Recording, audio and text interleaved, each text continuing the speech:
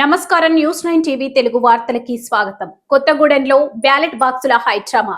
Kothagudem corporation ఎన్నికల రణక్షేత్రంలో కనీ విని ఇరగని హైడ్రామా చోటు చేసుకుంది. ప్రజాస్వామ్యమా లేక అక్రమాల? స్ట్రాంగ్ రూమ్ కు చేరాల్సిన బ్యాలెట్ బాక్సులు గాలిలో కలిసిపోయాయా?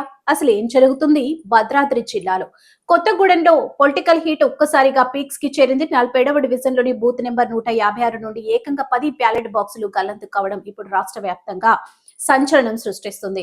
పాత పాల్వంచ వీధిలో ఒక వ్యక్తి అనుమానాస్పదంగా బ్యాలెట్ బాక్స్ కు పట్టుకెళ్తుండగా బీఆర్ఎస్ కార్యకర్తలు అతనిని పట్టుకోవడంతో అసలు గుట్టు రట్టయింది. ఆ వ్యక్తి చెబుతున్న పొంతనలేని సమాధానాలు చూస్తుంటే దీని వెనుక ఏదో పెద్ద కుట్ర దాగి ఉందనే అనుమానాలు బలపడుతున్నాయి.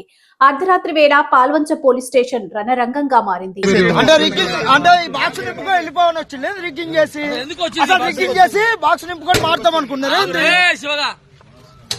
ఈ బాక్స్ ఇక్కడికి ఎందుకు వస్తా సార్?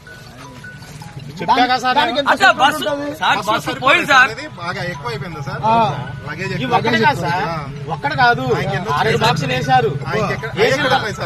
అది అర్థం కాలేదు సార్. నేను జరుగుతుంది అంటే ఎలక్షన్ లో మీ వంతు పాత్ర కూడా ఉంది, అధికారిగా మీరు కూడా అంత పాత్ర వహిస్తున్నారు. రాజకీయాల పాత్ర కదా సార్. ఆ రోజు మీరు చేయాల్సిన పని మీరు చేయలేదు, సస్పెండ్ చేస్తారా?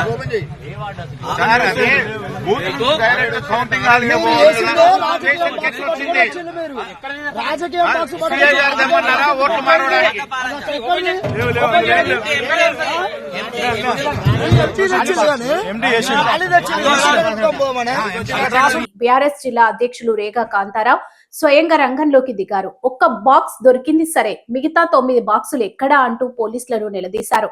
బాక్స్ల ఆచూకీ తేలే వరకు, బాధ్యులపై చర్యలు తీసుకునే వరకు స్టేషన్ వదిలి కదిలే ప్రసక్తే లేదని భీష్మించుకొని కూర్చున్నారు రేఖ. ప్రజా తీర్పును అపహాస్యం చేస్తూ అధికార బలాన్ని అడ్డు పెట్టుకుని కాంగ్రెస్ పార్టీ ఎన్నికల రిగ్గింగ్ కు పాల్పడుతోందని విపక్షాలు నిప్పులు చెరుగుతున్నాయి. పోలింగ్ బాక్సులు స్ట్రాంగ్ రూమ్ కు కాకుండా ప్రైవేటు వ్యక్తుల చేతుల్లోకి ఎలా వెళ్తాయనేది ఇప్పుడు $1 మిలియన్ ప్రశ్న. అధికారులు నిద్రపోతున్నారా లేక అధికార పార్టీకి వత్తాసు పలుకుతున్నారా? ఏదేమైనా కొత్తగూడెం ఎన్నికల ఫలితాలపై ఇప్పుడు కర్మేఘాలు కమ్ముతున్నాయి. గల్లంతైన ఆ 10 బాక్సుల వెనుక ఉన్న అదృశ్య హస్తం ఎవరిది? ప్రజాస్వామ్యాన్ని అపహస్తం చేస్తున్న ఈ ఘటనపై ఎన్నికల కమిషన్ ఎలా స్పందిస్తుందో చూడాలి. మరిన్ని వార్తల కోసం చూస్తూనే ఉండండి న్యూస్ 9 టీవీ తెలుగు. జై హింద్.